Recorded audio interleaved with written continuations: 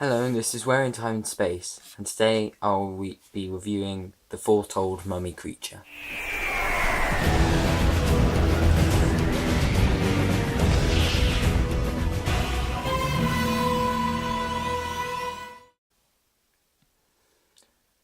So first, I'll start off with the packaging.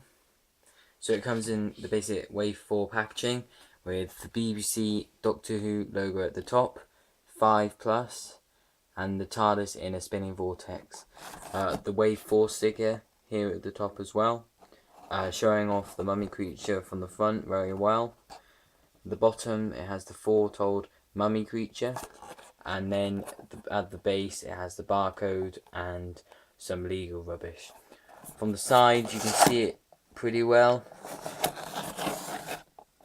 and on the back it has more products. So it has the BBC Doctor Who logo, and then vehicles, this spin and fly TARDIS with new interior, and the Dalek patrol ship with firing missile and pop-off flight panels. Then it comes with the action figures also available. So we have Cyberman with arm gun, the Foretold mummy creature, the 12th Doctor in caretaker outfit and with backpack, and the Scorvox Blitzer, and collect them all there. It then has Scan Me for More Doctor Who Fun and legal rubbish with the BBC logo. So now I'll open this up and get a closer look at the figure. So here we have the Foretold mummy creature outside of its packaging, and this is the only new sculpt in Wave 4, because the Cyberman is basically just a re-release of the rare variant in Wave 1. And the Scorvolt Blitzer, nothing's changed from Wave 3, it's basically the same. And the Caretaker Doctor, it's just a slightly new sculpt on the body and a backpack added. So that's pretty much it. This is the only one that's not been used in any other figure before. No parts, nothing. So I'll start off with the head for this, and it's a very nice head. If it will focus, you can see some bandages and raw flesh showing out from the face. There we go. And we see teeth as well, holes for eyes, the reddy brown flesh is there as well with a bandage going across. The whitey yellowy browny bandage has a dark wash over it, giving it a very old rustic look. And it's been placed in not a very organised order, just everywhere really, and it's very good. Everything is sculpted in, like the hole for the mouth is even sculpted in. You can sort of put your fingernail in it and everything. It's very nice. It's not just painted on to make it look like it has some depth, but it's actually been sculpted into the figure. The back has some very nice sort of leather panels of material with some straps on it as well. Raw flesh showing with ribs and a bandage going down the spine. You'll be able to see just the edges of the spine down there, and bandages here. The shoulders have some nice bandages and stuff there. The front has bandages going up in a sort of cross, with the ribs showing as well with raw flesh again. So yeah, it's a very nice looking sculpt, and yeah, it's just amazing really. You can feel all the ribs, the bandages, everything. It's just a very nice sculpt, one of the best, I think. It looks nice from the side as well, having bandages with a dark wash. And here we have bandages on the arms drooping down, some of them like they've come loose. Again, on the front of the arm we have some drooping down. The only thing that really bothers me is this. I don't know whether it was originally painted dark with a dark wash, but the joint is just, it stands out from a mile away. You can see that it's just lighter than everything else.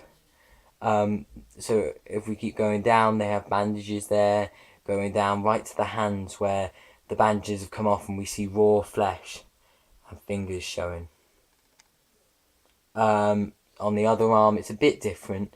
We have bandages drooping down in different places, near the top mainly, and then at the hands we have a few bandages going over the fingers, but we still see some raw flesh and other stuff that the bones and stuff there.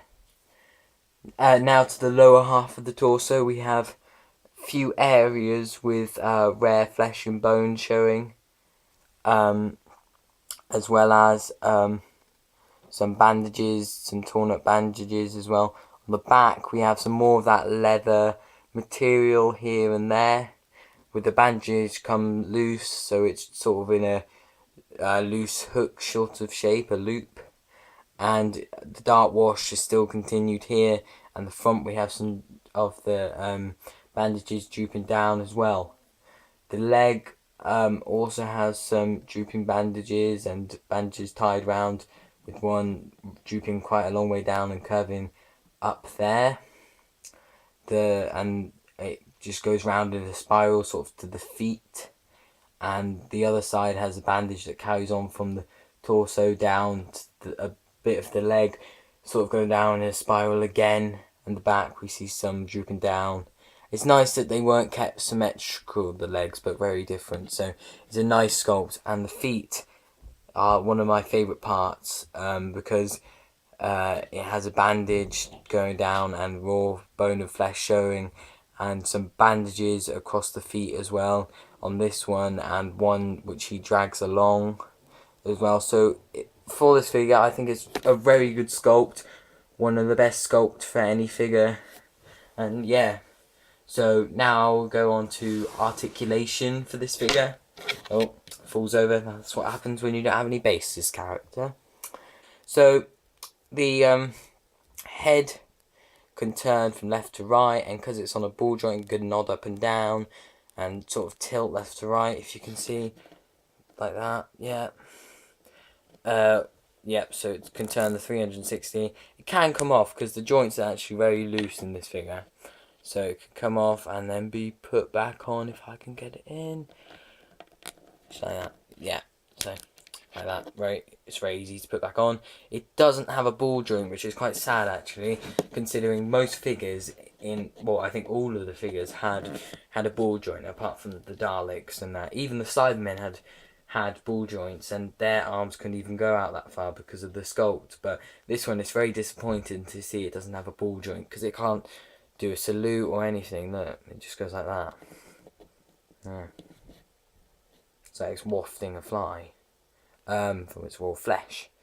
But anyway, the arm bends at the joint, which is quite good. Doesn't swivel at the joint like the Cyberman. The hand can swivel, I mean.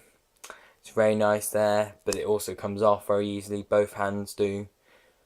So it's not put together very well, so a lot of the hands come off. Now at the waist, it doesn't swivel at all. There's no, like the Cyberman, there's no waist articulation or anything.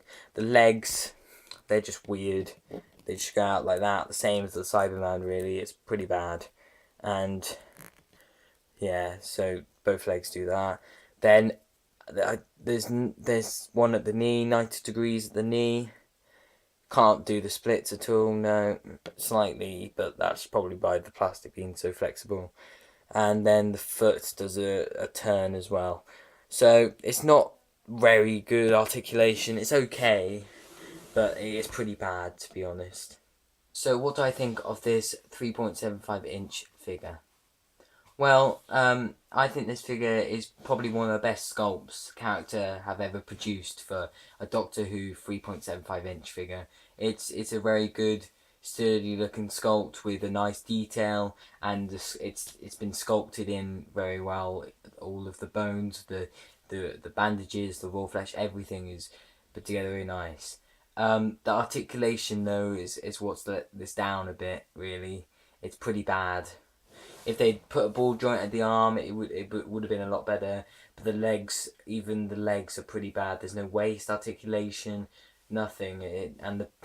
And I've had many problems trying to stand this figure up, so a base would have really helped. So I'd probably give this figure a 7.5 for it loses marks for its bad standing problems and articulation. So yeah, but the sculpting really helped it get a high mark. So thank you for watching my review. If you'd like me to do any more reviews, please leave a comment. Tell me what figure I should do next from the 3.75 inch figure range, and thanks for watching.